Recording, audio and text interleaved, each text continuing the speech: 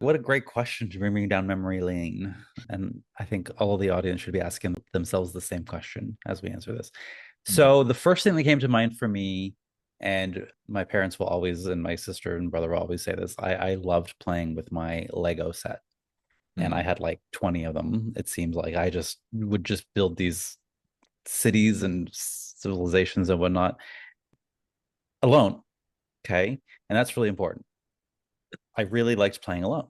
And to me, that was playing. Now, when you talked about movement, I was just thinking at school, that's not what I did. At school, we played tag, and I loved that. I loved, running and chasing and all that kind of stuff. That was really fun for me.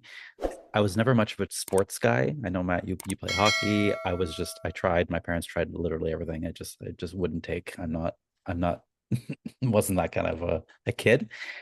But yeah, I would say early on, definitely my Lego set. And actually, similarly, when I was at the beach, which I still love to this day, love going to the beach. But when I was a kid and my parents would take me to the beach, I would, again, like other kids would like make a sandcastle or two and then like fuck off and call it a day and like go play in the ocean. I Mhm. would spend hours again making like civilizations and like zoning. This is where the people live, and this is where the prince is, and this is where the king is, and here's the irrigation system, and here's the defense wall, and like this very elaborate setup, which is very me. Actually, fun fact, I wanted to go into architecture when I was a kid, and then urban design as I got older. I thought that was really interesting. I still do. I'm a big urban nerd when I'm not kind of doing what I do here. Anywho, so that kind of thing, like mental stimulation was really my sense of play, like creating these worlds was really fun for me. And then in a physical aspect, I guess it was just more so things like, you know, I don't know, playing tag and that not really a sports play kind of guy.